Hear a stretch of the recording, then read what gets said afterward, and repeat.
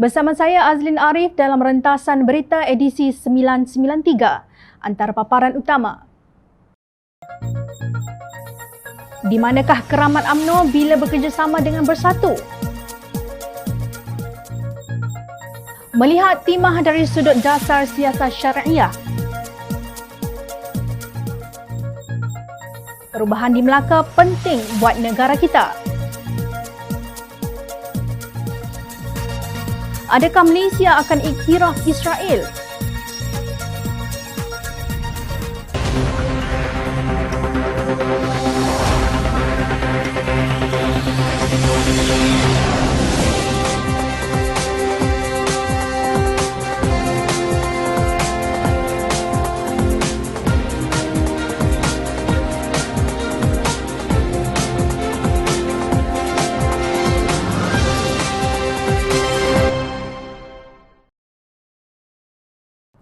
Assalamualaikum dan salam sejahtera.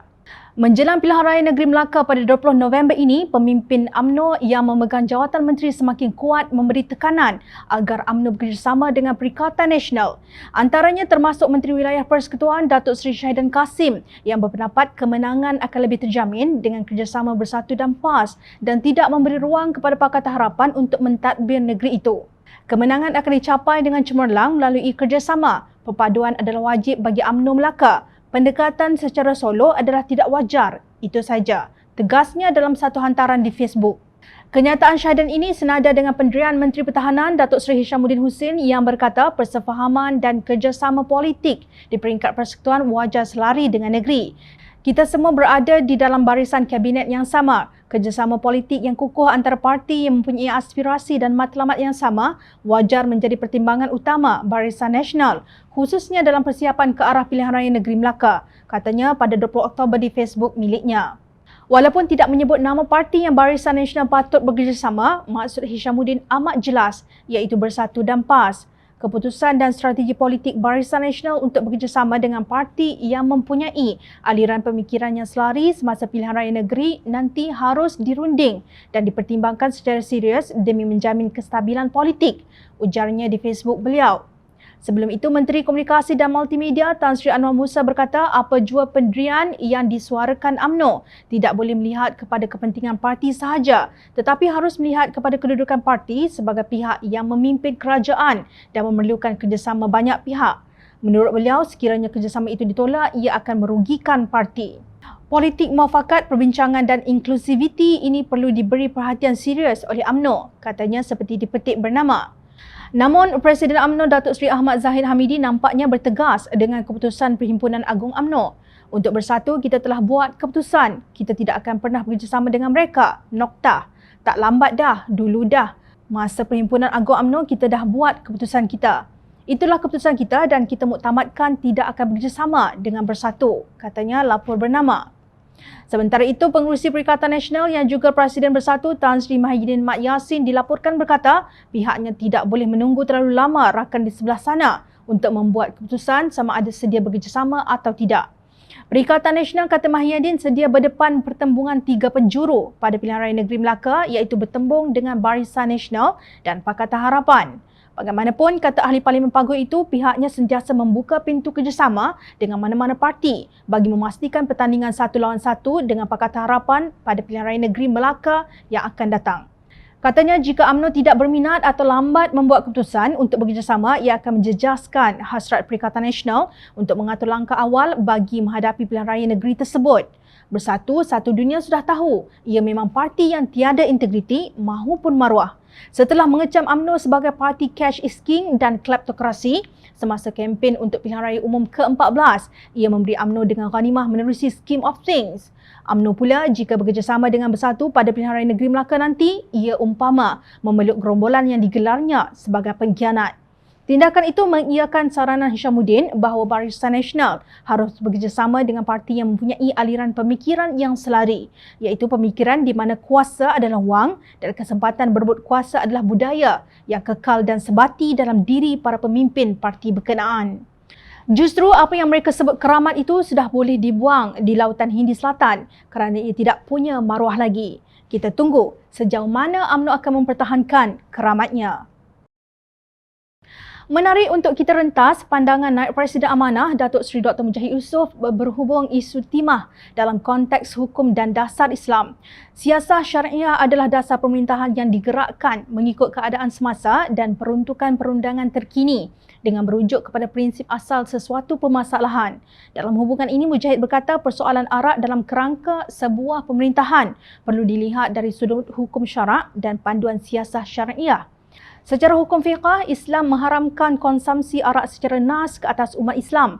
Hukum pengharaman arak dilihat kepada kesan buruk yang merosakkan kehidupan seseorang kepada diri dan keluarga serta masyarakat. Apa sahaja aktiviti yang terkait dengan arak turut diharamkan ke atas umat Islam dan perkara ini tidak ada pertikaian dalam perbahasannya. Bagi bukan Islam, hukum pengharaman arak ini tidak dipertanggungkan ke atas mereka dan hal mereka dengan arak ditentukan oleh ketetapan agama mereka masing-masing. Islam tidak memaksa tanggungjawab hukum ke atas bukan penganutnya walaupun kesan arak dalam kesejahteraan rumah tangga dan masyarakat sangat membahayakan, ujar Mujahid dalam satu hantaran di Facebook. Menurut beliau, dari sudut siasah syariah iaitu dasar pemerintahan, pemerintah perlu mengambil sikap dari sudut hak bukan Islam untuk konsumsi, jualan sesama bukan Islam dan cukai yang dikenakan oleh pemerintah ke atas jualan arak. Dengan kata lain, soal arak dan kaitannya dari sudut siasah syariah adalah di bawah tajuk hak bukan Islam yang pemerintah Islam perlu menghormatinya. Mujahid menjelaskan bahawa soal dasar arak untuk bukan Islam jelas ditetapkan oleh para fuqaha khusus kitab Ahkam Ahlul Zimmah oleh Ibnu Qayyim Al-Jauzi yang meletakkan hak-hak bukan Islam secara dasar pemerintahan. Antaranya ialah minuman arak di kalangan bukan Islam, jual beli di kalangan mereka dan import ekspor arak untuk mereka. Fatwa Umar Ibnu Al-Khattab yang menetapkan cukai arak 1/8 dari perniagaan arak di kalangan bukan Islam dijadikan panduan harus mengutip cukai arak. Jelas bekas Menteri Hal Ehwal Agama Pakatan Harapan itu. Persoalannya hari ini ialah bagaimana sikap siasah syariah dalam konteks Malaysia perihal jualan, proses pembuatan dan konsumsi di kalangan bukan Islam dapat ditetapkan panduannya. Jika tidak diperturunkan dasarnya, isu arak akan sentiasa dipolitikkan sehingga menimbulkan polemik berterusan yang tidak berkesudahan, katanya.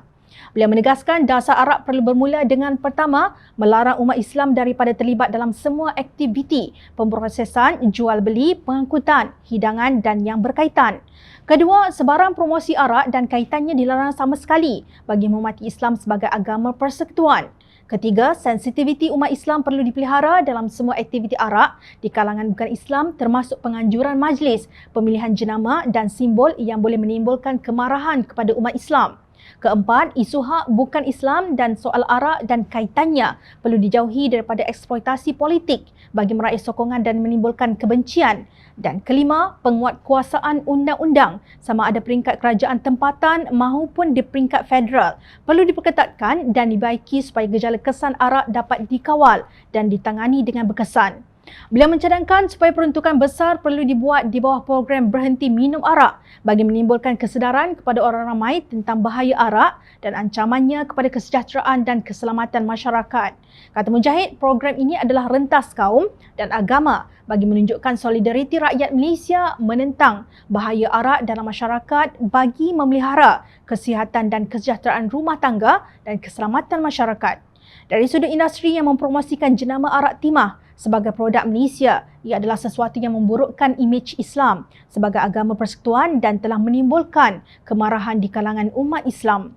Jika 5 petunjuk siasah syariah yang disebut itu dituruti, pastinya kelulusan jenama arak timah tidak akan berlaku dan ditolak sejak awal lagi bagi memelihara kedudukan Islam sebagai agama rasmi persekutuan.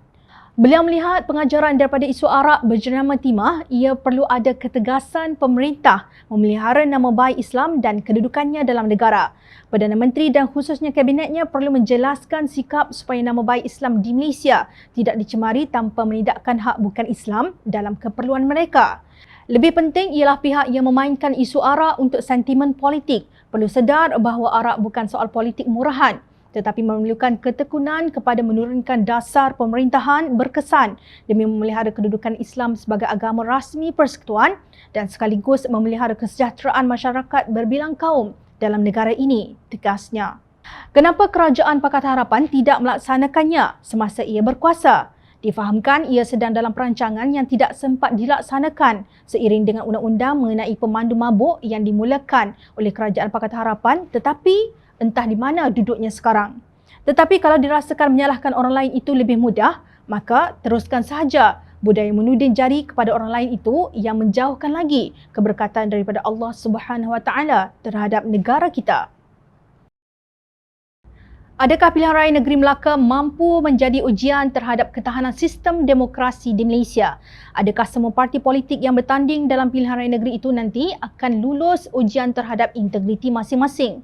Kerjasama yang lahir menerusi kewujudan memorandum persefahaman kepercayaan pembekalan reformasi yang telah ditandatangani antara Perdana Menteri Datuk Seri Ismail Sabri Yaakob dan Majlis Presiden Pakatan Harapan yang terdiri daripada Datuk Seri Anwar Ibrahim, Lim Guan Eng, Muhammad Sabo dan Wilfred Medias Tangau pada 13 September lalu akan menjadi tidak bermakna apa-apa jika demokrasi dan integriti gagal dipertahankan. Pilihan raya negeri Melaka yang dipaksakan ini bukan kehendak Pakatan Harapan. Namun, dalam keterpaksaan itu, Pakatan Harapan akan terus mempertahankan etika dalam berpolitik. Ini kerana dalam berkempen seringkali terjadi ketelanjuran yang menjurus kepada isu sensitif berhubung bangsa dan agama. Bagi Parti Amanah Negara, pelibatan dalam politik bukan hanya untuk mentadbir sebuah negara demi memenuhi kehendak duniawi, tetapi juga untuk kesejahteraan di akhirat kelak. Inilah prinsip yang diperjuangkan parti itu menerusi rahmatan lil alamin yang memberi maksud rahmat kepada semua yang ada di dunia ini, sama ada manusia maupun alam sekitar dan haiwan sekalipun. Mengulas mengenai pilihan raya tersebut, Timbalan Ketua Pemuda Amanah Muhammad Taqiyuddin Cekman berkata, pilihan raya negeri Melaka bukan satu langkah yang tepat dengan kehendak rakyat bagi mengatasi kemelut yang berlaku. Bagaimanapun katanya, sekiranya pilihan raya negeri terpaksa diadakan, Pemuda Amanah melihat ini adalah masa terbaik untuk Pakatan Harapan menampilkan calon-calon yang benar-benar berwibawa, berkualiti dan mencapai kriteria untuk merit yang diharapkan rakyat. Rakyat sudah semestinya akan menilai sama ada Pakatan Harapan benar-benar mendengar dan membawa aspirasi yang diinginkan rakyat dengan membariskan calon mempunyai nilai kepimpinan yang diyakini mampu membawa perubahan. Pakatan Harapan juga perlu dilihat konsisten dan menunjukkan komitmen untuk bersama dalam membanteras gejala lompat parti yang membawa banyak masalah kepada negara, katanya. Beliau mengingatkan bahawa penilaian terhadap pilihan raya negeri Melaka bukan sahaja dibuat oleh pengundi di Melaka, tetapi rakyat Malaysia secara keseluruhannya dan berkemungkinan menjadi panduan awal buat mereka untuk pilihan raya umum ke-15 nanti. Jom channel melihat aspirasi Pemuda Amanah ini selari dengan sistem demokrasi perwakilan yang cuba dipertahankan. Justru, ketegasan pemilihan calon-calon menjadi ciri penting untuk memastikan bahawa jika menang, mereka akan membawa dan menterjemah mesej rahmatan lil alamin demi kesejahteraan sejagat. Selain calon-calon yang berwibawa, proses pilihan raya itu sendiri penting demi mencapai matlamat bahawa Malaysia sewajarnya mempunyai kerajaan yang berintegriti. Dalam hubungan ini, Majlis Presiden berpendapat bahawa Suruhanjaya Pilihan Raya dalam rangka prosedur operasi standard SOP bagi pilihan raya negeri Melaka hendaklah memastikan prinsip demokrasi dijunjung. Hak parti-parti politik bertemu pengundi tidak terjejas dan perjalanan pilihan raya adalah adil kepada semua pihak. Apa yang jelas, mereka yang korup, yang jumud dalam pemikiran, yang menunggak agama dan menyalahgunakan kuasa tidak wajar dipilih sebagai wakil rakyat. Selain itu, janganlah pilihan raya negeri Melaka ini dijadikan premis untuk menambah fitnah, menyebarkan baikotri dan kebencian kaum. Sebaliknya, perubahan di Melaka akan menjadi cermin sikap rakyat sama ada benar-benar mahu kerajaan yang melaksanakan tadbir urus baik atau yang kleptokrasi. Kalau tidak dipecahkan ruyung, manakan dapat sagunya, pesan nenek moyang kita. Pengerusi Amanah Negeri Terengganu Datuk Raja Kamarul Bahrin Shah menyifatkan kenyataan Menteri Luar Malaysia Datuk Saifuddin Abdullah yang berkata Malaysia tidak akan menormalkan hubungan dengan Israel sekadar melepaskan batuk di tangga. Malahan kami menganggap kenyataan kosong tersebut berbau penuh hipokrasi. Polisi kerajaan dinilai atas apa yang dipraktikkan, bukan atas kenyataan rasmi untuk menutup perbuatan yang sebaliknya, ujar Raja Kamarul. Dalam kenyataannya, Saifuddin berkata Malaysia teguh dengan komitmennya yang sentiasa menyokong perjuangan rakyat Palestin dan menentang pencerobohan berterusan serta penindasan sistematik Israel di bumi Palestin. Bagaimanapun, kata Raja Kamarul, kenyataan tersebut sekadar untuk menafikan secara rasmi kenyataan Menteri Kerjasama Serantau Israel, Isawi French, yang menyatakan Malaysia, Qatar, Oman dan Tunisia akan menyertai perjanjian Abraham dengan Israel untuk menormalkan hubungan dengan Israel. Islami Fringe berkata demikian dalam satu wawancara dengan laman Emirati Arab News yang diterbitkan Isnin lalu. Wawancara tersebut dibuat semasa lawatan beliau ke United Arab Emirates UAE yang telah menjalin hubungan diplomatik dengan Israel pada tahun lalu. Raja Kamarul berkata kebelakangan ini tindakan kerajaan berkaitan dengan Israel amat mengecewakan dan mengkhianati perjuangan Palestin. Beliau membangkitkan mengenai isu kerajaan Malaysia membenarkan pegawai-pegawai kanan Israel hadir menyertai konvensyen di Kuala Lumpur. Kerajaan juga telah membeli alat perisikan intipan dari Israel serta pernah menerima warga Israel menjadi penasihat strategi, dakwanya. Malah, kata Raja Kamarul, Malaysia juga telah membenarkan pesawat intipan canggih Israel melalui ruang udara Malaysia tidak lama dahulu. Terbaru, Malaysia tanpa rasa bersalah turut menyertai Expo Dubai 2020 yang sedang berlangsung kini yang turut disertai Israel walaupun Palestin telah menarik diri dan membantah pernyataan Israel, kata Raja Kamarul. Beliau juga mempertikai sebuah papan billboard gergasi yang telah didirikan di Terengganu Darul Iman oleh ahli Parlimen PAS sebagai promosi besar-besaran Expo Dubai tersebut untuk menggalakkan rakyat Malaysia menyertainya. Kenapa terus menyertai Expo Dubai pada bulan Oktober 2021 ini bersama Israel walaupun rakyat telah lama membantah soalnya? Beliau melihat apa yang dilakukan oleh kerajaan sebagai cakap tidak sama bikin. Malaysia kini lebih mengutamakan keuntungan perniagaan duniawi dan wang ringgit tidak ubah seperti negara Arab dan Afrika lain seperti UAE, Abu Dhabi, Bahrain, Sudan dan Maghribi. Bukankah ini semua ke arah menuju menormalisasikan hubungan dan berjinak-jinak dengan Israel dan bukankah ini bukti-bukti yang nyata hipokrasi kerajaan, bidasnya. Menurut Raja Kamarul, ini semua berlaku semasa rakyat Palestin dihalau dari rumah dan tanah mereka di Syejarah dan kawasan Baitul Maqdis serta mereka yang bersembahyang di Masjidil Al-Aqsa ditembak dan dibom. Gaza juga baru-baru ini diserang dan dibom oleh Israel. Katanya suara kerajaan Melayu Islam Malaysia yang disertai Parti Islam PAS semakin tidak kedengaran serta banyak membisu dan semangat pembelaan Palestin makin pudar. Sementara rakyat biasa Malaysia mengibarkan ribuan bendera Palestin di rumah dan pokok-pokok di kampung dan bandar. Cukuplah sikap hipokrit dan penipuan berterusan ke atas rakyat Malaysia semasa kerajaan berjinak dan menjalinkan makin banyak kerjasama dengan Israel secara senyap-senyap di sebalik tabir. Kesemua tindak tanduk dan tindakan menunjukkan Malaysia ke arah menormalkan dan menjalin hubungan dengan Israel. Buktikan dengan amal dan perbuatan dan bukan hanya membuat kenyataan kosong penuh hipokrasi, tegasnya. Persoalannya, mengapakah isu ini muncul semasa kerajaan yang kononnya dikuasai oleh Melayu Islam? Apa guna kerajaan mempunyai seorang duta khas Perdana Menteri ke Timur Tengah bertaraf menteri iaitu Presiden PAS Datuk Seri Abdul Hadi Awang jika Israel berani mengeluarkan kenyataan bahawa Malaysia akan menandatangani perjanjian Abraham? Ini jelas menunjukkan negara asing terutamanya Israel tidak menghormati pendirian Malaysia berhubung rakyat Palestin. Kerana apa? Kerana mereka tahu kerajaan Malaysia sekarang sangat lemah dan penuh dengan kaki stokrat yang tidak ada hala tuju dan tidak tahu mentadbir negara. Sehinggakan bekas Perdana Menteri yang gagal iaitu Tan Sri Mahyidin Mat Yassin pun dilantik kembali menjadi pengerusi Majlis Pemulihan Negara yang kononnya untuk menangani isu pasca COVID-19. Kerana mereka tahu sebahagian rakyat Malaysia masih boleh ditipu dengan naratif indah dan mudah digula-gulakan atas nama Melayu Islam. Berhentilah menjadi hipokrit. Ingat, rakyat sentiasa memerhati. Teruskan bersama kami di Jom Channel dan layari portal jomchannel.net untuk mendapatkan berita politik tanah air. Saya Azlin Arif. Terima kasih. Assalamualaikum dan salam sejahtera.